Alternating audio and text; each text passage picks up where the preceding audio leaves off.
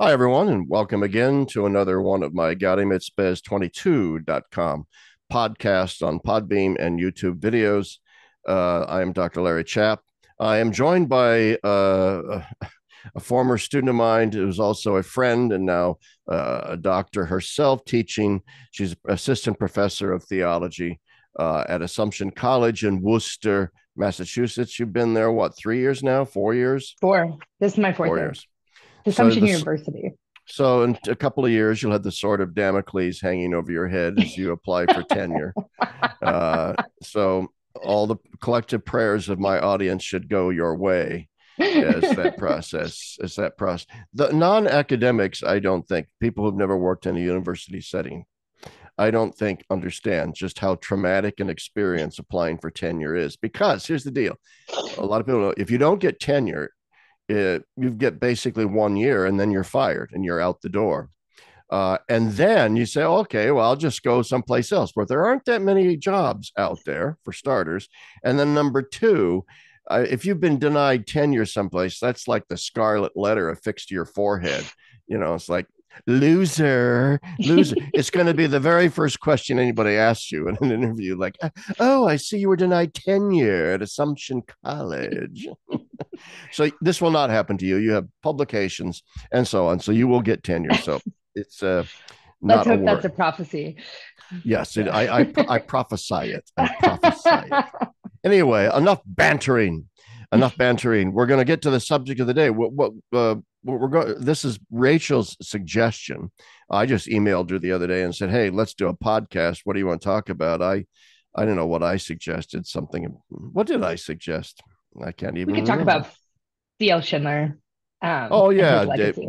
David L. Yeah. Schindler's legacy. I'm going to be discussing that in a couple of weeks with David C. Schindler and Hauser and a few others.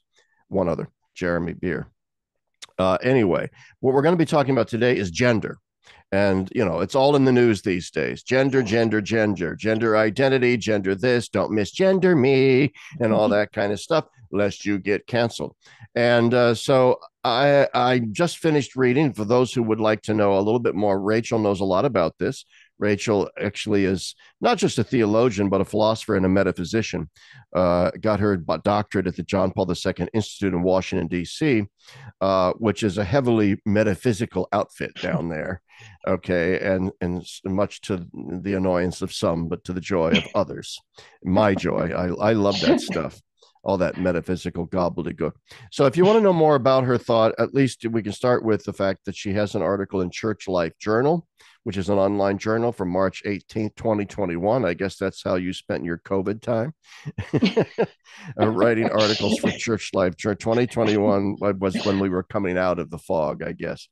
But anyway, so let's begin with the way you begin that article, which is uh, what the heck is gender? What is the definition of gender? What are we talking about? Everybody throws that word around, but in the words of Indigo Montoya and Princess Bride, I do not think you know what that word means. You keep on using that word. I do not think it Yeah, means what you exactly. think it does. All right. So, what does this word mean that you think it does?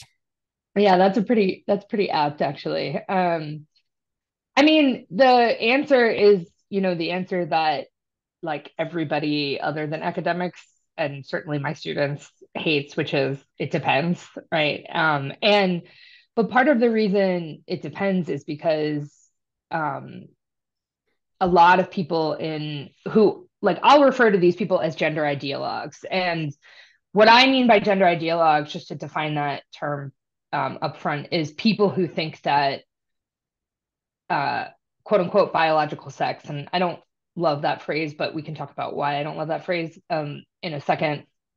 But biological sex is different than gender or can be different than gender.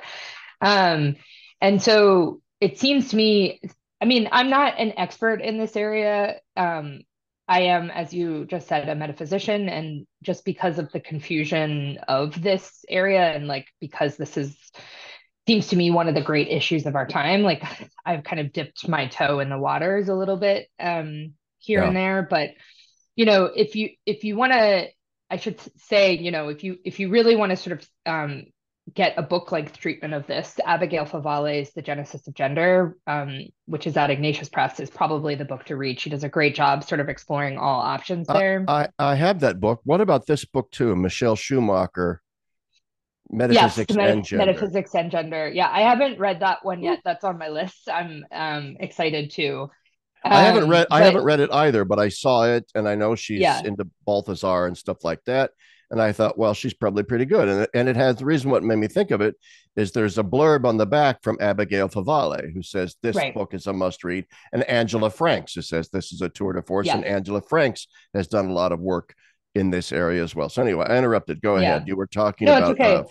Favale. So, yeah. So anyway, Abby Favale's book is probably, if you want to sort of a book length treatment about how we got to where we got to what like gender is, that's And the didn't one to she look at. used to be a feminist, right? And then she converted. Yeah. Yes. And but I'll just say for our purposes, just a mini history. So, you know, the sort of mother of feminism, or one of the kind of matriarchs of feminism, is Simone de Beauvoir, right? And Oh she wrote a book yeah. called The Second I haven't Sex. heard anybody mention her in decades. And in The Second Sex, Simone de Beauvoir says, she famously, this is probably her most quoted line, right? And that um, uh, no one is, but rather becomes a woman, right? Like that someone has to become a woman. Mm-hmm. Now, I don't think this is what she meant by that phrase at all, but a lot of people, and probably most prominently Judith Butler, have taken that to mean that, right, to be female is not necessarily to be a woman. Rather, right, to be a woman is kind of socially constructed, more or less. And in the first kind of like waves of this separation of sex from gender, there was just this idea.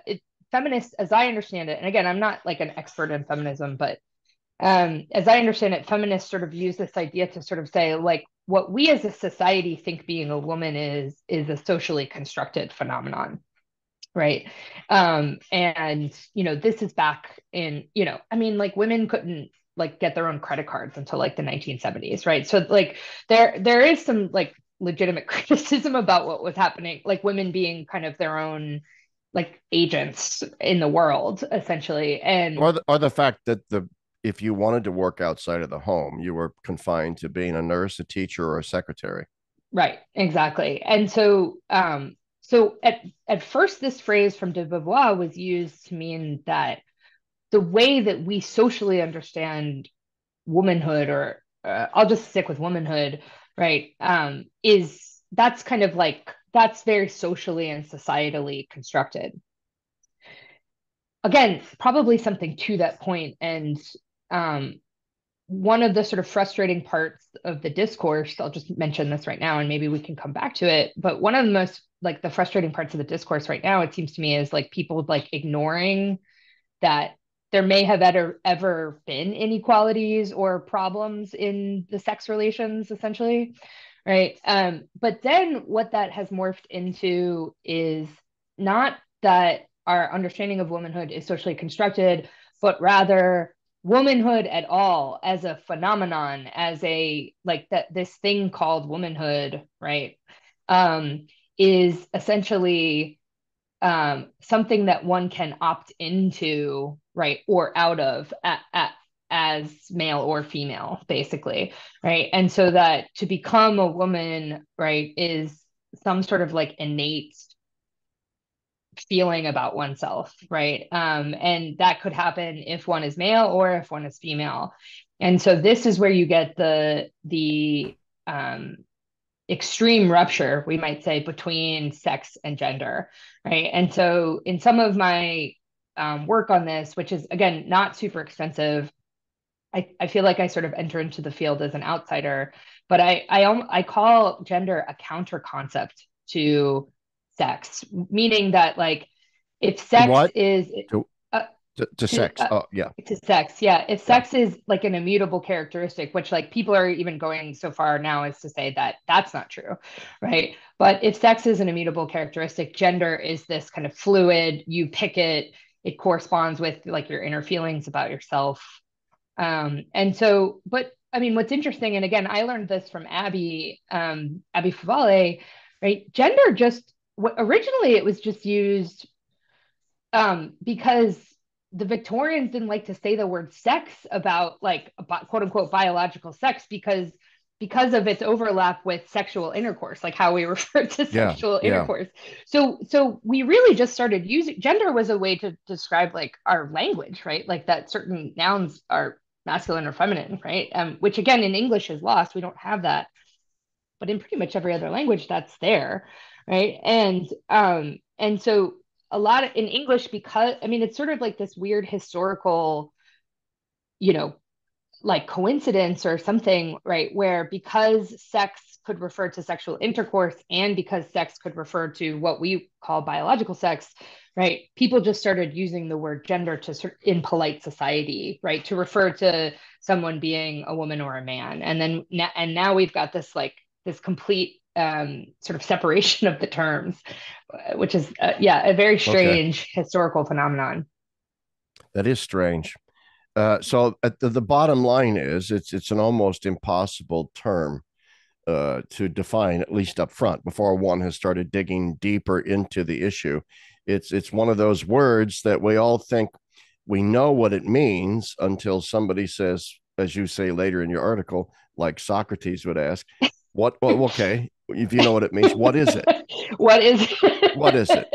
Now, I'm yeah. not, for example, I'm not a huge fan of Matt Walsh at all or his videos, but I do enjoy watching him go up and down streets interviewing people who are pro transgenderism and, and say, okay, what is a woman? And nobody can answer, nobody can answer that. So he's essentially this. I mean, he's got all kinds of baggage, but that's essentially what he's doing, this Socratic thing. It's okay.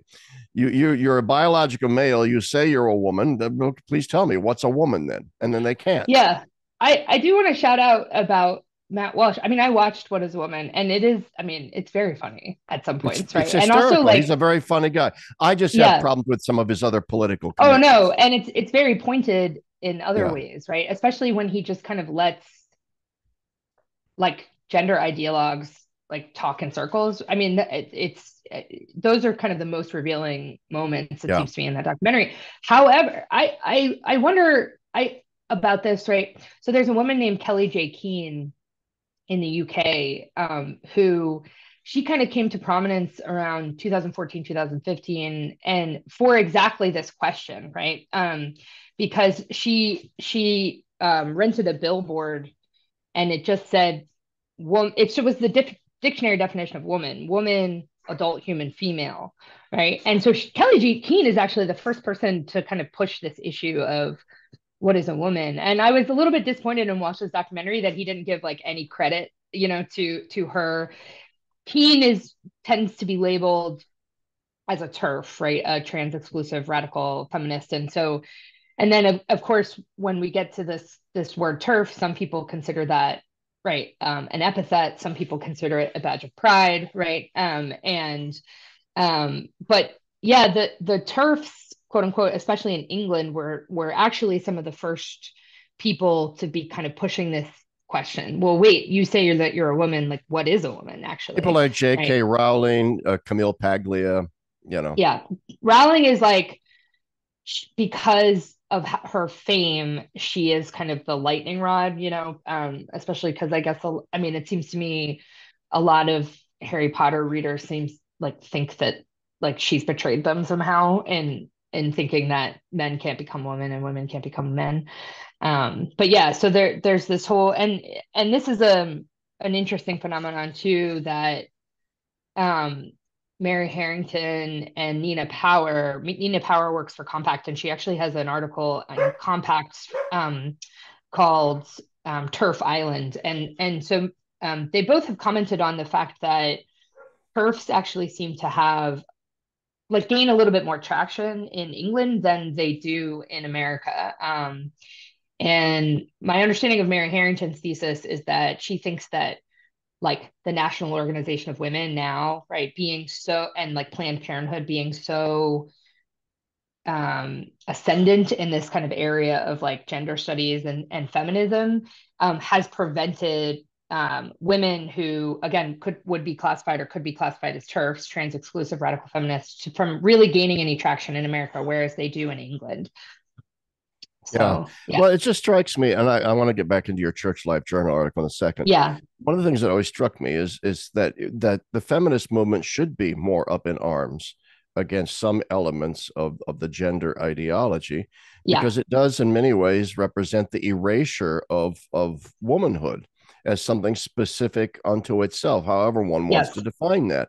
So, for example, and that stereotypes, gender stereotypes that feminists fought for decades to overcome are suddenly on, like when Bruce Jenner becomes Caitlyn Jenner, the first thing he does is to get big boobs, put on a pencil dress, eyelashes, long costume jewelry, earrings, long flowing hair that was a wig, lipstick, makeup, high heels, stilettos.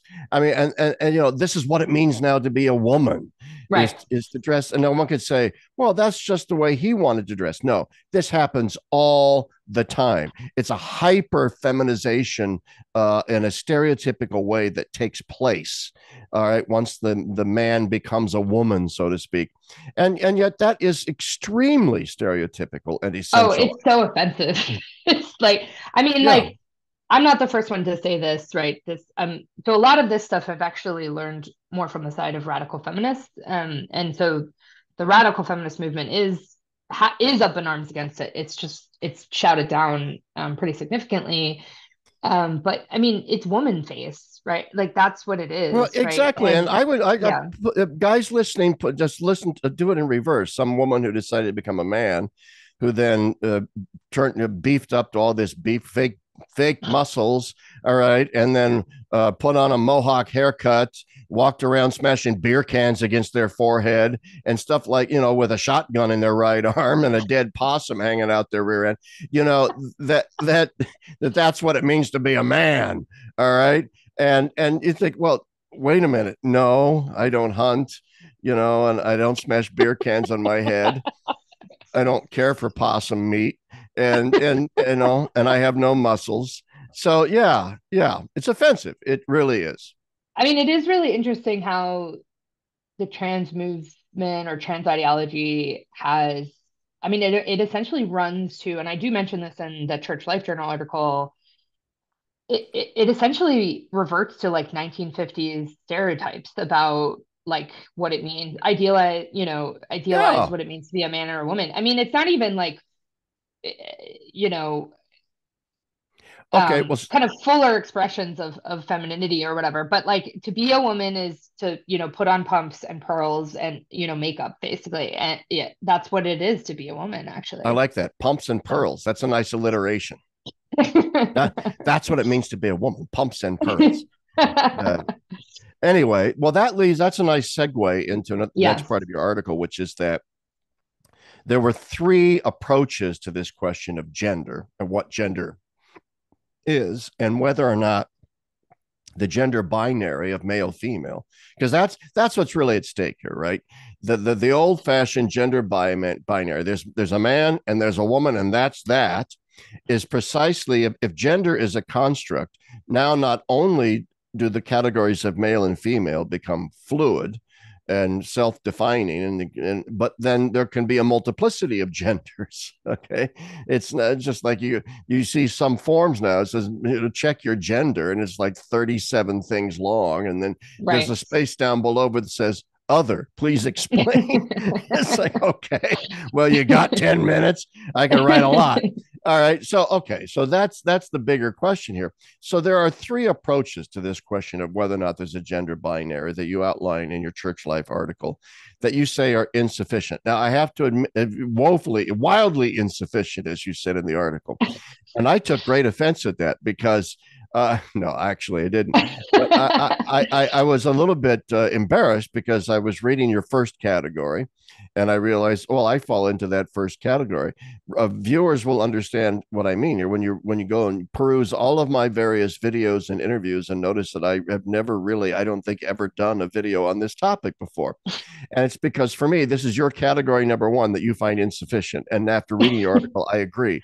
And that is, why are we even talking about this? All right. Yeah, There's men and there's women, and that's painfully obvious, and right. so on. And I will just add this you don't bring it up in the article, but to sort of steel man the why are we even talking about this argument.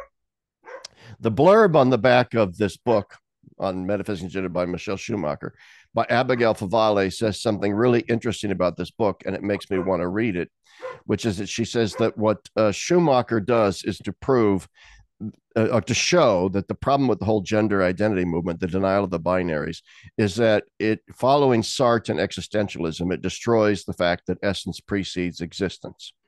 And one of the reasons why we have this Catholic worker farm here, one of the things we try to do spiritually when people come here is, and I think this is the value of back to the land ism, is that there is no way that you can run a farm and not understand that essence precedes existence. It just isn't. Okay. And so I think that is at the root of my belief. Why are we even talking about this? There's men, there's women. That's that. Essence precedes existence. But now I understand that's a little simplistic. So why don't you unpack? And I agree with you, it's simplistic. Why don't you unpack a little bit why that is, even though you express sympathy with that point of view, why it ultimately is insufficient? Yeah. Yeah. Thanks for mentioning that right at the end, because in fact I say like this is the one I'm most sympathetic to, Yeah, you did. right? Yeah, Yeah, and in fact, like for a long time, again, like I don't consider myself an expert. I don't consider this to be like my main like area, but for a long time I sort of resisted ever getting into this, right? Precisely because of this. But I mean, in a certain sense, maybe I shouldn't admit this, but like I wrote that church life article, or at least the first draft of it, in like a fit of rage because I was like so angry at all the dumb stuff that I was seeing about this discussion and this discourse. oh, And Rachel, man, there is nothing better than rage writing. Come on. so um but I mean, yeah, as you kind of just said, right? Like, you know, you just want to take these gender ideologues outside and sort of like gesture to the world and be like, what the hell do you see, right? Like Yeah, like like I mean, With Descartes deconstructing whether or not there's a really real world out right, there. Hey, exactly, take a right, look at that tree, dude, and tell yes, run your car into it, and right, then tell me and, it's not real. again, like I mean, and I think I do refer to Descartes in the article, right? Like You do. once he destroys the world, like when something is so self-evident, how do you argue for it, basically, right? Like that it seems you just kind of like want to stare at the person and be like, what the hell are you talking about, right? um so yeah, so I have a lot of sympathy for this, like why are we even talking about this? But I think in the article what I say is it seems to me that we are being called to think about it, right? Like that, and by we, I mean, what I really mean is the church, right? And I mean, in a certain way, everybody, what I mean is the church, those of us who wish to think with and in the church. Um, you know, Balthazar says this, De Lubac says this, right? That kind of with modernity degrading, the church is the one left having to defend nature in a way that the church has never had to defend nature. It's just always that's been sort of taken for granted, right? And I don't mean nature like going out into the woods, like sort of like ecological crisis nature. I No, just you mean like mean our metaphysical essences, our nature, yes, the exactly, the eidos of things, right, or even the pagan mystique of culture and the things within it. The fact is that, and that I very much like this part of your article because I'm reading the sitting there. Well, I wonder too, why are we even talking about this? But you raised the very valid point, which is Well, the fact is, people are raising the issue, and they're raising it in real world ways, in real Yeah. world ways that matter, and Yeah. that people are taking it very seriously, rightly or wrongly. They're taking it very seriously, and they are laying down a challenge, a deep challenge to the church's, the traditional Christian classical view of the gender binary. And I think one reason why you're right, we have to take a look at this, is because the issue of gender binary is simply the tip of a much larger metaphysical Exactly. iceberg about Right. nature. So, as you just brought about nature as such, every era of the church has to confront the era of its age, as your friend Daniel Mahoney says, the idol of its age. All right, and the fact is that the idol of our age is precisely this monstrous, radical, runaway existentialism, and combined with naturalism, that feels that nature is ultimately something like an artifice, a fungible Right. thing, this ultimately plastic thing, and that we get to, in a sense, define what the heck it means now.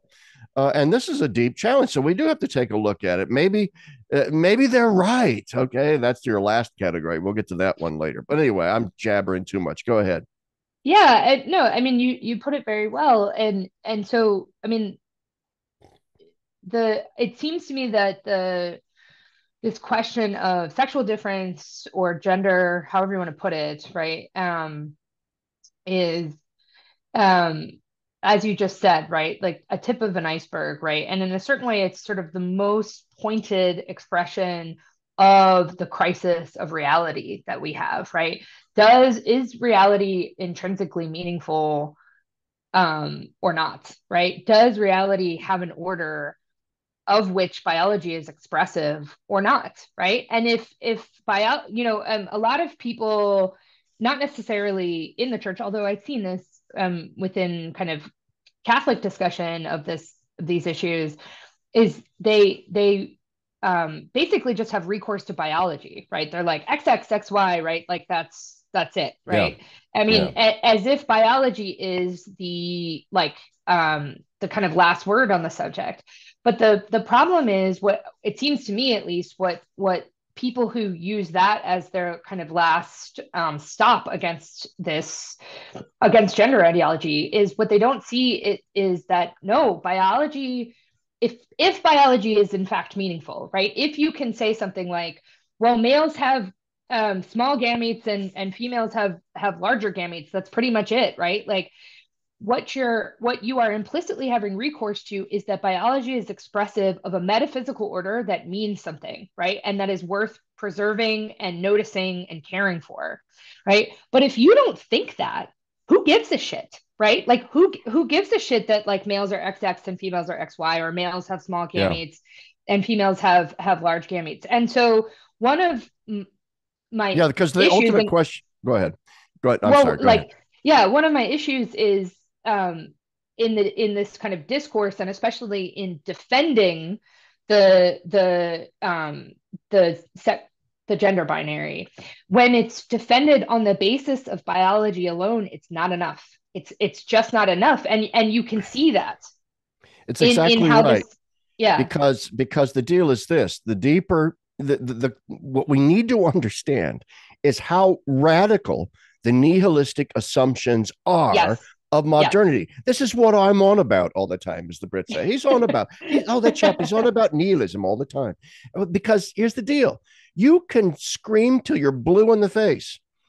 Chromosomes, genes, gametes, sex, and that's what gender. The fact is, a modern person, a truly modern, really modern person, is going to ask the question: well, why is any of that normative? right, Why is any of that binding? And why is right, that so? Why is biology destiny and so all defining in this way that you want to make it? And so we have to go even deeper and say, okay, there's sex, but what is there a metaphysical reality that sexual differentiation is pointing us towards and is grounded in? Because if right, it isn't grounded, and this is your point, I think, if it isn't grounded in a deeper metaphysical reality, then ultimately It's no more significant than the Right. biological mechanism that causes me to sneeze. Yeah, yeah, exactly. Right. I mean, biology only matters if it's expressive of a higher reality, essentially, Mm-hmm. right?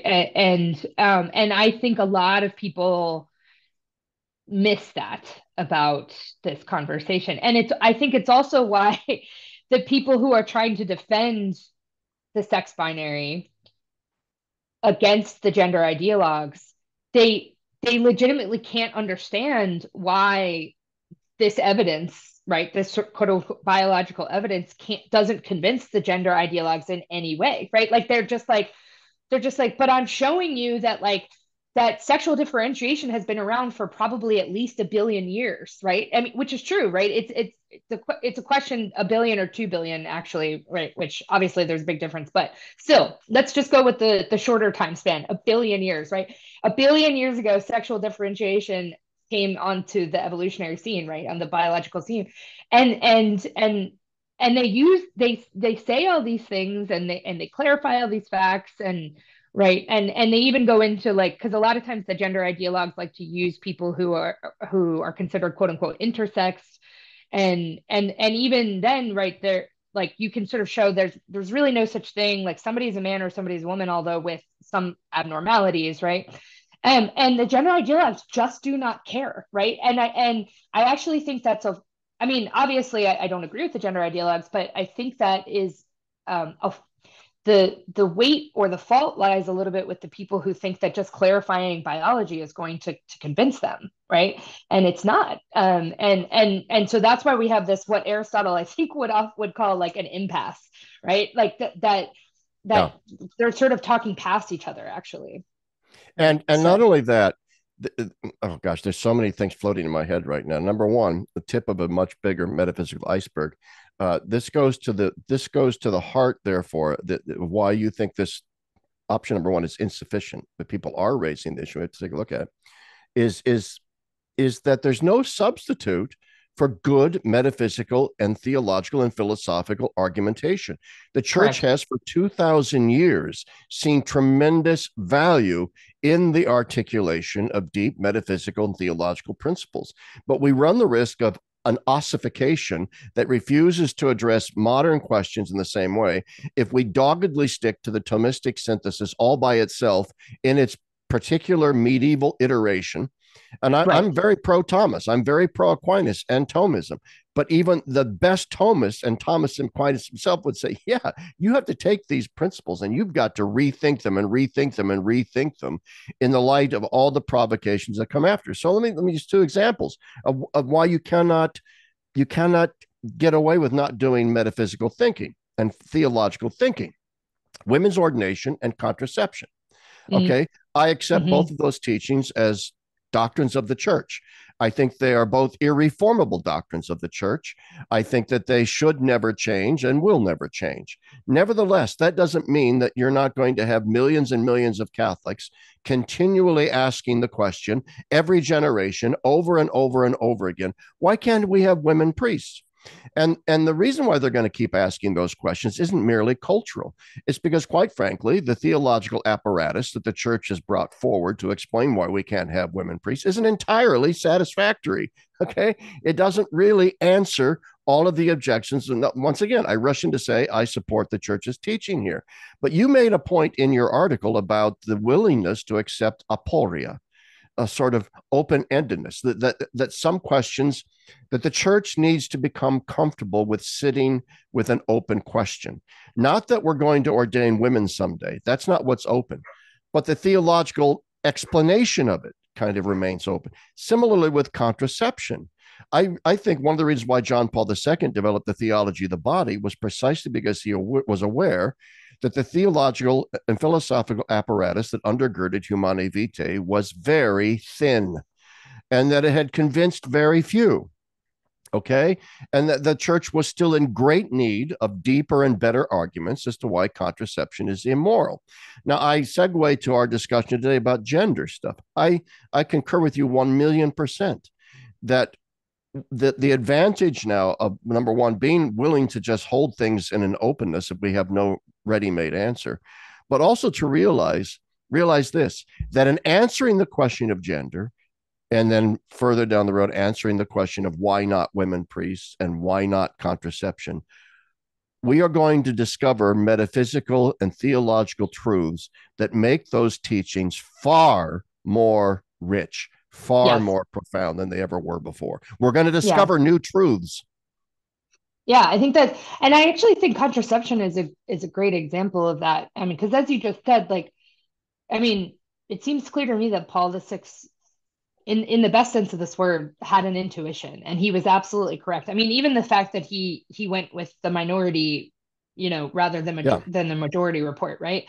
And now I actually think like again, meaning the church, we have learned so much more because of that, right? About our kind of philosophical and theological anthropology. John Paul II absolutely, in a certain way was one of the best to do that. But I actually think like the church itself, right, has come together and again, like, and as I say in the article, this is like not a new thing for the church to do, right? Like the early church knew that Jesus was God and that Jesus was man, right? Like, and how the hell that worked, like what that meant, right? I mean, it took us, if we yeah, could say, 325 years yeah, to kind of come up with even a little bit of an understanding of what that meant, right? And I mean, in some ways, we're still working that out, right?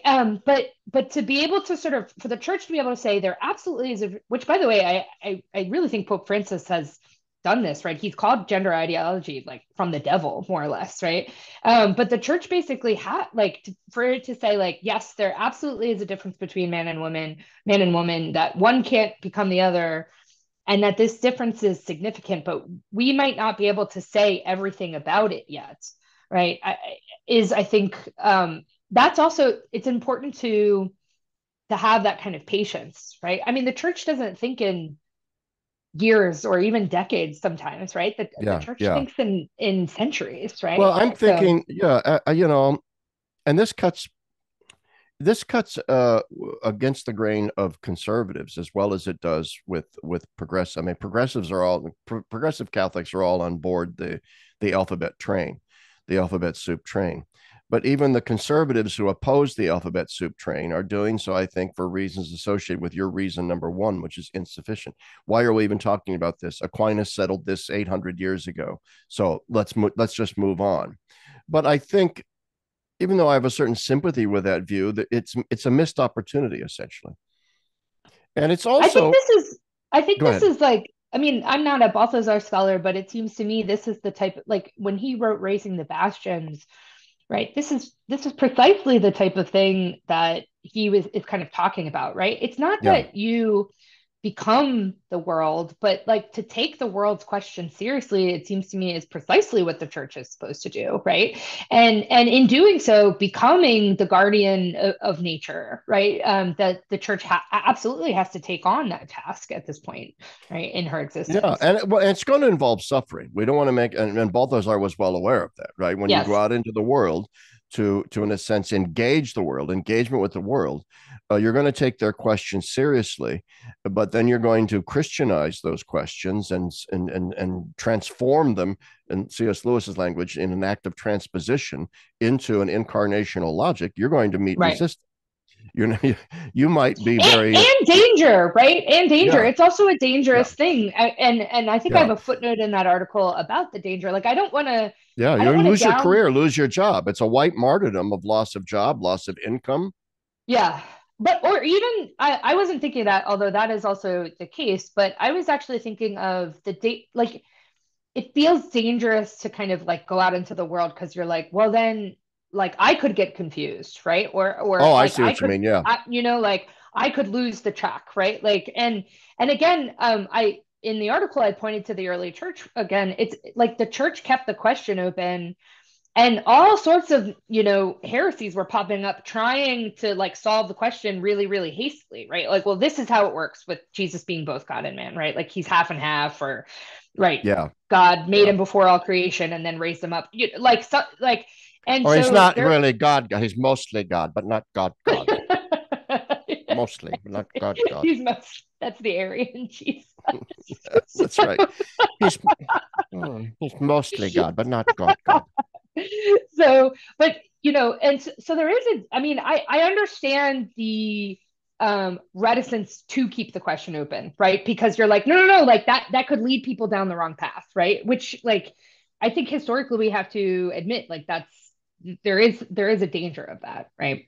Yeah, it's absolutely true, and that's why I think the question needs to be answered. But it reminds me, C.S. Lewis, to quote him again, said that the danger of the evangelizer, the person that goes out, the Christian goes out to engage the world, is that you are making yourself vulnerable, because to encounter the world and to understand it, you have to have a certain natural feel for it, a certain empathy for it, a certain compassion for it, that isn't simply triumphalistic condescension. I'm right, you're wrong. Here's the truth. I'm going to toss a catechism at your face.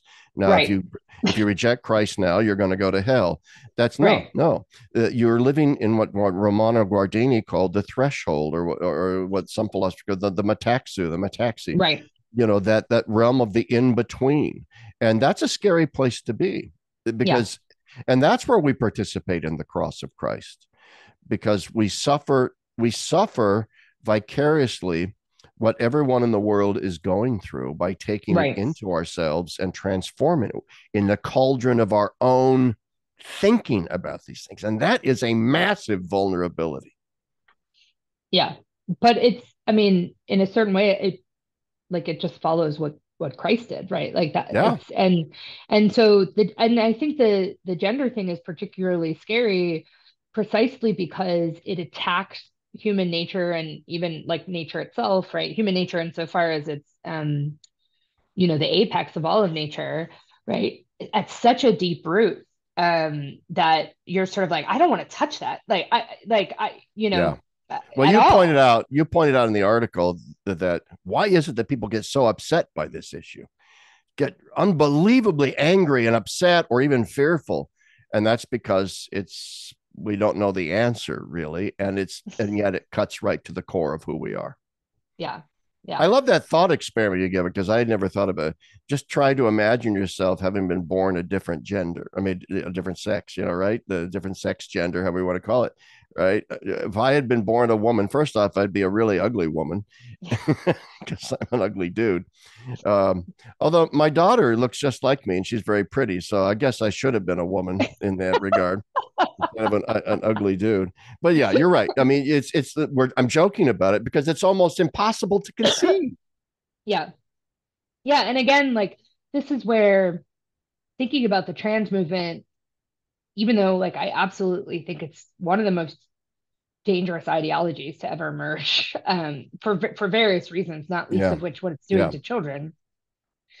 But it's so, like, on a meta level, so interesting, right?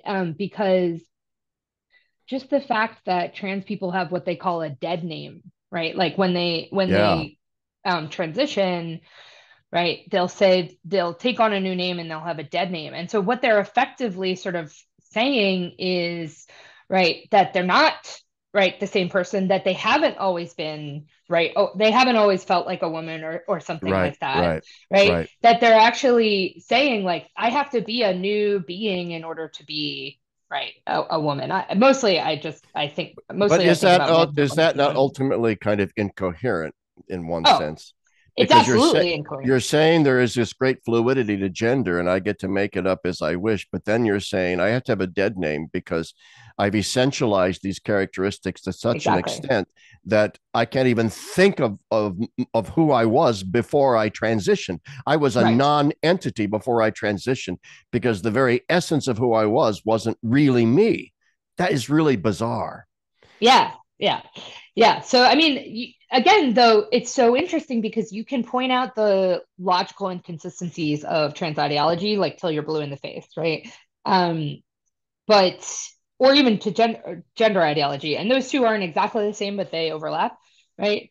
But again, when one is pointing out logical inconsistencies in these ideologies, what you are assuming is that the person on the other side cares about logical inconsistencies, right? And they don't, because again, Yeah. right, to care about a logical inconsistency is at root to sort of say, oh, there's such a thing as truth, and like I should be consistent with it, right? And so as you stated earlier, right? There's a lack of recognition of just how deep the nihilism goes, it seems to me, which is one of the things I was trying to draw attention to in that article. Yeah, and you did. So let's move on quickly to this in a very good article too. I want to repeat to people because another one reason why it's a good article is it's eminently readable. Oh, thanks. Yeah, it's very well written. Anyway, so reason number two that you find insufficient, we've already kind of dealt with it, but let's deal with it systematically, which is that we know what there is a gender binary, and we can know that it's because we can affix all of these basic fundamental categories of what it means to be a man and what it means to be a woman. All of these that, as it turns out, are kind of stereotypically masculine and feminine characteristics that are drawn from the American 1950s, right? Yeah.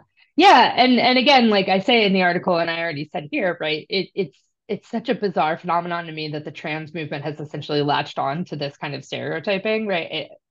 Yeah, it's very interesting. But yeah, I mean, in defense of the gender binary, like the second sort of approach to the discourse or approach to the question of gender is uh, an approach that basically hold on for a second.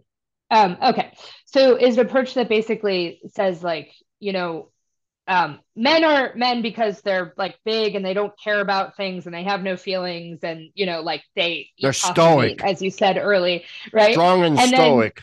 yes, and then women are women because pumps and pearls, right? Like, Yeah. but like as I say in the article, like the moment one defends the gender binary that way, I mean, and it is the moment, right? Somebody is like, well, I know this person, and I like that person's not like that, right? And I think it's that's a really legitimate thing, right? Like to defend the gender binary in terms of characteristics, right, is probably is almost to sort of basically concede the argument, right?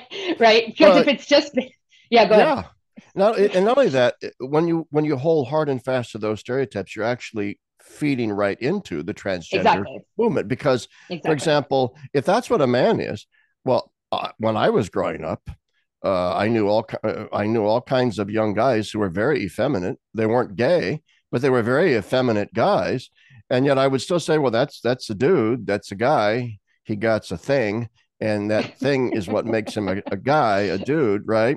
And so he might be effeminate. And my young sister, for example, she was a tomboy, and I knew all these tomboys in the neighborhood.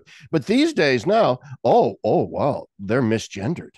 That little tomboy out there is actually really a man, really a boy. Yeah, And that yeah, very, very effeminate boy over there who hates baseball and instead loves to cook and one, well, he's a girl, right. and that's because the stereotypes. Right.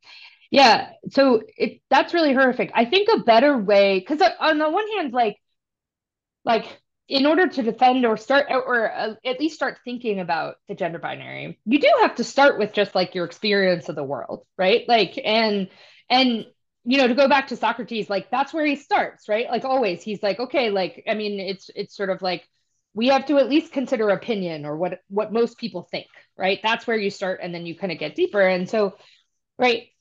Rather than defending that or starting to think about the gender binary in terms of characteristics and specifically stereotypical characteristics, it seems to me a better starting place is to notice that throughout all of human history, there has been a difference between the sexes and the way the sexes work and operate in societies, right? Now, that those differences have changed from culture to culture. So I think the one I mentioned in the article is like hair length, right? Like it wasn't always the case that men had short hair, right?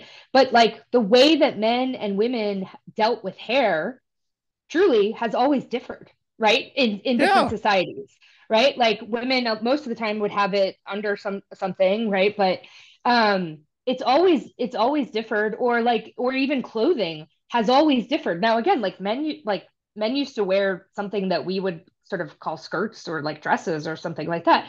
But it has always been different. And so rather than looking at like characteristics or stereotypes, it seems to me looking across cultures and seeing, wow, every culture until now has that has ever existed has recognized a difference in some way, shape, or form, right?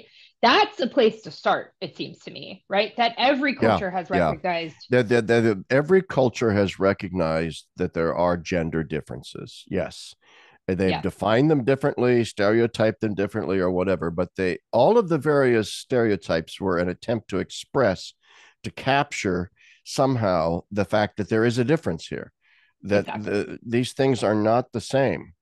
And so I think that that's a good point. But it does show that the argument from masculine and female stereotypes of characters is not really a good argument for arguing in favor of the gender binary.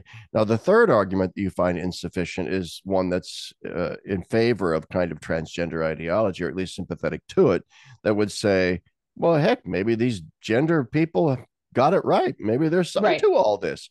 You know, maybe we're going through a veritable age of reason, like the one they had in France. Yeah, and that one basically is so that approach is so ready to throw out literally millennia of human sort of knowing, right? Yeah, And like again, the fact that like cultures have always recognized a difference, and so the moment someone says, and again, a gender ideologue says, "Oh, there is no difference," then somebody's like, "Oh yeah, maybe you're right." That also just seems way too simple. Like, wait a second, you're going to throw out literally millennia of yeah. human knowing because somebody puts this into question. Not only Is that, and we're dancing around in abstractions, but you alluded to it earlier. There are some real world consequences here that are just downright evil, like yes, the surgical mutilation of children, the chemical yes, mutilation of children, yeah. in the name of this ideology, or people even losing their jobs if they don't hold up to this ideology. Women's sports about to be completely destroyed by this ideology, and so on. So yeah, so Well, and this. that's Go yeah. ahead. That I mean, that's I think I also say I mean I read that article. What is it like 3 years ago now? Yeah. And what's sort of insane is like it's gotten even worse since then, right? And the consequences are coming so quickly. And Keep so talking. what I'm going to be right. Keep talking. I can hear. Go ahead. okay, what started as a like, oh, let's just be kind to these people, right? Like is now sort of taking over every aspect of our lives and having all of these consequences that I mean I had a conversation a couple of years ago with a friend about the transgender stuff and she was like no they're not really women but like they just don't feel right in their bodies and let's just kind of like accommodate, right? And then I mentioned women's sports and she said, "Oh, I mean, that's just it'll never happen. Like it's just it's not possible. It'll never become a problem in women's sports." And I was like, "Oh, well, I hope you're right, but I don't think you are." No. and and then recently we talked again about it and she was like, I just I didn't think it was possible that we could deny reality that much. But again, like once you put that into question by saying by even like in some way accommodating the fact that man can become woman or woman can become man, then reality just doesn't matter. It just doesn't matter anymore, right? Like the order of reality Yeah. doesn't matter anymore. Yeah. No, So, it's essentially a very Gnostic thing too, that disengages the spirit side of me from the material side of me yes. in a lot of ways. So that goes to the metaphysical question of what all this is. Okay, so so that my listeners and viewers are not held ultimately in total suspense, I need to acknowledge that at the end of Rachel's article, she reaches no firm and hard decision about what. Now, obviously, Rachel's an Orthodox Catholic. She believes what the church teaches. She believes there is a gender binary that is grounded in something real and something metaphysical. But her point is simply that she hasn't completely worked out what that metaphysical thing is. Now, that the article was written 3 years ago, almost exactly 3 years ago. Has your thinking progressed now to For example, I know that the late David L. Schindler had written a great deal about von Balthasar's theology of the Trinity, in which, and Balthasar and Schindler are both heavily criticized for this, they introduced gendered language into the Trinitarian relations. And yet what Balthasar was attempting to do is exactly what you're saying we should be doing, which is he was trying to think through the full significance of human gender, and the fact that the scriptures use gendered language for God, and what all this might mean in the terms of a relational concept of the Trinity and so on. So, what do you said you're not a Balthasar scholar, and I get that, but you are somewhat familiar with the thought of David L. Schindler. What do you think of those kinds of efforts? And where is your own thinking on this at this point? Yeah. So Adrian Walker and I wrote an article, gosh, a long time ago now, in Communio called "The Saving Difference." Called what? And the saving Oh, difference. the saving difference. Okay, yes, the Yeah. saving difference. And um, it was kind of short, and it wasn't like, a full treatment of the subject, but we were essentially calling the sexual difference the saving difference. And so what we meant by that, I think, um, is that if that the sexual difference. So one of the things that it points to is that there really is equality without being the same, actually, right? And so that you don't need um, how do I want to put this? So in question, I think it's 45 of the Summa, so this is on the treatise on creation, Thomas says that um, he's one of the questions is why is there multiplicity in creation, right? Like why did God Yeah. need to make all this different stuff, basically, diversity and multiplicity? Yeah. And Why do we Thomas need says, roses if we have daisies? Come and get with it. right. Yeah. And Thomas answers, and obviously I don't know it verbatim, but um, basically that God, like one created thing cannot glorify God, right? Or cannot image God's glory, I should say, right? And so in a certain sense, all of creation is necessary to image God, right? And even then it's insufficient, right? But it seems to me what that points us to is the fact that creation is not like a competition, right? That in fact, like the diversity of creation points us to the fact that like everything can image God in its own privileged way, actually, right? And I think that that truth gets safeguarded like really, really well in the sexual difference, actually, precisely because, right, like human beings are always faced with another who is both like and unlike them, actually, right? And so like I am, I'm looking at my computer, but I'm, virtually sitting across from you. And it sort of makes me realize that I don't encompass everything there is to be about a human being, but that doesn't mean I then lack something, right? And so I actually think like that to a certain degree, the sexual difference is it's again, to use Adrian and I phrase like the saving difference, right? It makes us realize that life isn't a war of like all against all in order to have like the top spot, essentially, right? That Yeah. Yeah. actually, right, to have another, right, who is both like and unlike oneself, right, is a constant reminder that, right, one doesn't encompass everything there is, right? Which is, I mean, another way to put that is it's a constant reminder that one is not God, actually, right? And I think that, like the argument, the sort of, I think to steel man the argument, it would be like, well, if we were all just like if there was no such thing as sexual difference, really, like you still have to face other people and realize you're not God. But I think that the kind of like unbridgeable chasm that sometimes the sexes feel when having to deal with each other, Yeah. right, is like is a much more um it's a much stronger reminder of that fact, Okay, right? that's an argument from otherness, and it's an argument from pluralism, and Right. which creates. I mean, love is at a distance, and the essence of love is that it bridges that distance in the relational aspect of human personhood. Why does that then therefore necessarily limit the difference to two? Mm. I think because, I mean, I don't know for sure. Let me just, but my initial answer is I'm just because there's, anticipating what the argument would be yeah, yeah, against. yeah, Like, yeah, well, you've just yeah. made an argument for kaleidoscopic Well, yes, rainbow world. yeah, exactly. Yeah, exactly. Um, I think, I think to, because it's God and creation, right? So the kind of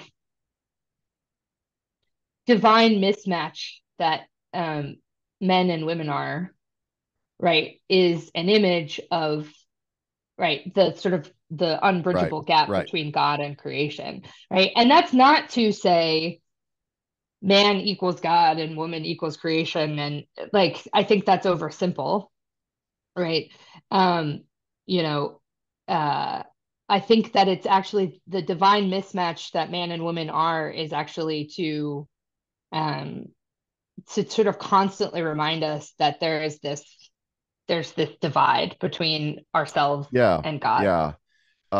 And I also think that even though the very first position, why are we even talking about this? There's male, there's female, that's the end of it. There's biologically speaking, and therefore gendered wise. Even though that's insufficient as a total answer, the fact is our bodies mean something.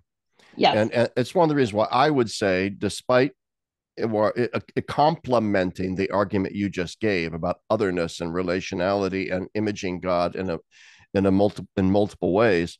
The fact is, God has implanted into the formational economy of this world, and it's a robust formational economy, a very clear biological differentiation, like is maybe starting a billion years ago or whatever, despite some atypical forms of asexuality in the animal world. The vast, vast, vast, vast majority of animals going way back a billion years have been differentiated into male and female. That must mean something. That really must mean something. And in order to avoid a kind of Gnostic flight from the body, I ultimately do think that the argument from biology has to carry some weight as we think about this metaphysically as to why there are only two genders. It's because Yeah. there are only two biological sexes, and even though one doesn't want to reduce one to the other in a slavish way, and biology doesn't completely give us the full metaphysics of this, biology has to play a role in this. Yes. I also can I address you brought up Yeah. Balthazar and Big Dave. I mean, Oh yeah. again, I'm not a Trinitarian scholar um at all. So and I know I'll just say I know that a lot of people criticize Balthazar on this score, right? And Yeah. also Big Dave Schindler. But and again, I see why, right? Because it can be kind of dangerous, right? Like you sort of are like, wait, are you ascribing like sex to God? Meaning like, I Yeah. mean, because people do go in really strange directions with it. Um, but on the one hand, well, not on the one hand, number one, there's a lot of precedent for it in the church, right? Like the church fathers have always talked about what we might say that nuptial mystery, right, in terms Yeah. of The Christ and nuptial the church. imagery. Yeah. Yeah, without ever thinking that they were crossing some sort of like weird, gross boundary, actually, right? It was All like right. for And them, it so, was yeah, we need to make a distinction between what they were doing and what, say, a Cardinal Fernandez was doing in the 1990s, writing these crazy books on erotic sex and so on. right. But number two, it also seems to me, to your point about biology, right? If what was the phrase you used? The formational A ecology? Is that what robust formational robust? economy. Yeah. Yes, right. If if we are going to say that biology is expressive of metaphysics, or which is how I put it, right, or a metaphysical order, right? Mhm. then it can't be that God placed this stuff in creation for us not to know him through it, right? Right, right. Yeah, So, so, because again, if Thomas is right, which I think he is, right, that every aspect of creation, like images God in some kind of privileged way, like in a way that nothing else can, right? Then that has to be true of the sexual difference as well. yeah. It seems to me. Well, So, especially if the differentiation into various biological sexes is expressive of God's positive will, and in a sense, I think it is, as an analogical point of contact with something, some perfection in the divine nature, right, is going to stir us to metaphysical, theological deepening of our thinking on these issues, because the other alternative is would be that of gender theory, which is to treat it all as exactly, the epiphenomenal flotsam and jetsam of evolutionary byways and highways that ultimately means nothing, right, absolutely nothing. exactly. Uh, and so I really don't think there's a middle path there. We either take gender as in some sense grounded in biology that spurs us to deeper metaphysical and theological thinking, or we go the other route of it's just epiphenomenal. Yes, yeah, I think that's exactly right. And the last thing I'll say about what I mean, just in my thought, and this is very nascent for me, um, about sexual difference is in addition to in a certain way imaging God and like the difference between God and creation, um, I also wonder if it images in some way, you talked about essence and existence, right? Like it actually does image in some way the difference between essence and existence, right? If we want to talk about a metaphysical order that biology is expressive of. And again, this is not to say that like man lines up with existence and woman lines up with essence, like, exactly, or Yeah, something like yeah, that, right? yeah. But just Right. that there is a difference, that we are all composed, that to be a creature is to be composed, right? Again, to use Thomistic language, right? To be a creature, even an angel, right, is to be composed, right? And so that like it is the sexual difference is a biological expression or image of that compositional nature of all of creation, right? I sort of wonder Right. about that too. So Yeah, I think yeah. I think that's a very, very good insight, that as creatures we are composite realities. And therefore, there's nothing wrong with saying that the differentiation of male and female on a gendered level represents a complementarity. I mean, we're constantly criticized from the progressives for using the language of complementarity. They see that as the separate but equal days of Right. not equal at all. And complementary is just code for keeping women in their place in these essentialized kind of stereotyped sort of frameworks, but that's not true at all. And it goes back to, in a sense, a certain intuition. So Paul VI had an intuition about contraception. Well, I think a lot of Catholic thinkers simply have an intuition that there is something deeply, profoundly, theologically, metaphysically significant about the complementarity of the sexes, which I think ultimately is going to be the answer as to why we don't ordain women. It has nothing to do with their inferiority, sacramentally, anthropologically, or otherwise. But to ordain them is to deny some fundamental principle of metaphysical and theological complementarity between the sexes. Then maybe we just haven't completely plumbed the depths of that yet. Hmm. Yeah. Yeah, I think so. Right. And again, like this is why also the church isn't just like it's not simply an abstract or an theory, like in theory thing, Yeah, right? Like I mean, one of the reasons we don't ordain women is because Jesus didn't ordain any women, right? Like the church is a historical reality. It's not just sort of like yeah, a yeah. reality in here. And then again, right, our theory or our thinking or however one wants to put it has to, in a certain way, catch up to right the reality that we know to be true, actually. Yeah, if we believe that Christ gave us the sacraments not only in concept, but in their matter and their form, and if we believe that gender differences matter and are not simply epiphenomenal, And if we believe that Jesus Christ didn't just make decisions based on the cultural mores of his time, then we need to be led to the conclusion that his adoption of only men into the priesthood is a deliberate choice that constitutes the matter and form of the sacrament. Yeah. I remember actually in my intro to theology class with you. So in my high school religion class, I had heard this argument like that Jesus didn't make a woman an apostle because of like it would have been too Oh, far for culturally the unheard of. Oh, and yeah. you you were like yeah, the guy who basically blew up every other cultural moray like Yeah. would have cared about.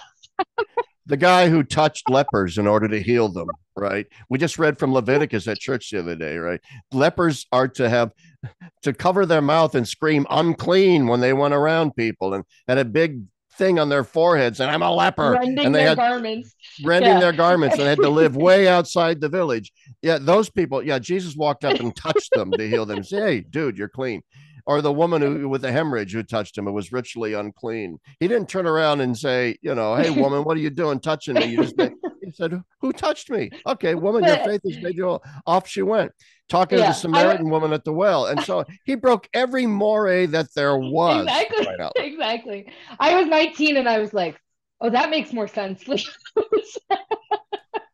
Yeah, yeah. So yeah. the idea that Jesus chose all men as apostles because he didn't want to upset the sensibilities. Right. And there's another point, and people have pointed out too, as long as we're sort of off topic and talk, but we're not. We're talking about gender. Is that the Roman pagan world had priestesses? Yes. It's not as Yeah. if the idea of a priestess would not have Right. ever entered into the mind of Jesus or the other apostles or anything like that. In fact, a Right. case could be made out that this is precisely why the priesthood of the Old Testament and then the priesthood of the New Testament was reserved to men, precisely differentiated from the temple prostitution cults, the feminization of divinity, and so forth that we saw in paganism. Well, and notice, right, in those pagan cults, right, or pagan practices that had priestesses, the stark difference between God and the world was not ever observed, actually, which again Right. sort of points back to at least one of my intuitions about that the sexual differentiation or sexual difference being representative and also then therefore reminding us all the time of the difference between right God and the Well, and world. oh God, this is here at the end raises such an important. I remember like 30 years ago, I read a book. I wish I could remember the name of the author. It was female. She was an expert in mythology. It's called In the Wake of the Goddesses, and a very small book. But she made her this. This is the point she made that the gods and goddesses of the pantheon of the pagan world represented the kind of mythopoetic projection into the divine realm of what human beings consider to be the significance of gender differentiation. Okay, Mm-hmm. so she was making your point. Yeah, I mean, from Yeah. time immemorial, people, and this is long before gender theory, transgender became a thing. But she's saying, yeah, people took gender seriously, so seriously that they interjected it into the very life of the gods themselves. But then she said this: the stereotypical patterns that they interjected into the male gods and the female gods then became these hardened, essentialized things that then society had to conform to. Women had to Yep. conform to the gender roles of the goddesses, men had to conform to the gender roles of the gods. So the entire thing depended upon the legitimacy of the various gender stereotypes that they were using, which were not really all that great in many instances. And so the very presence of priestesses, representative of various goddesses, had the kind of effect of keeping women into their sequestered place, which only Yep. then goes to argue for the importance now in the Christian dispensation of, okay, we don't have women priests. Fine, I agree with that. But let's think more deeply about why that is and what gender does signify, why Jesus did limit it to just men. What is the complementarity of the sexes? What does that mean for our theology of God and so on? I think we're just scratching the surface here. Yeah. And this is why, despite the danger and despite like, yeah, I mean, just, yeah, despite the danger, it does seem to me that we're also being given an opportunity to think about something that like more deeply than we ever have before. And so, in that sense, I'm grateful for it, actually. Yeah. Right. And I think we're going to come out on the other side of it, whenever that is. I mean, and it's probably you and I will be long dead, Yeah. likely. Well, I So, know I will be. I'm half dead already.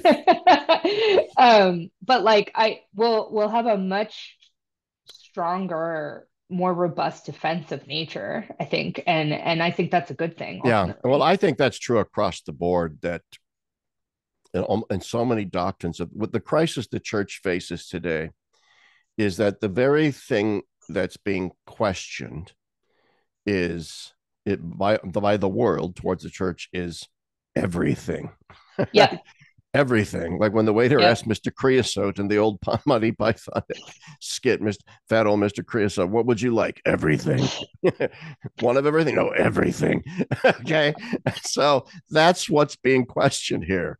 Mr. yeah, Creosote's everything.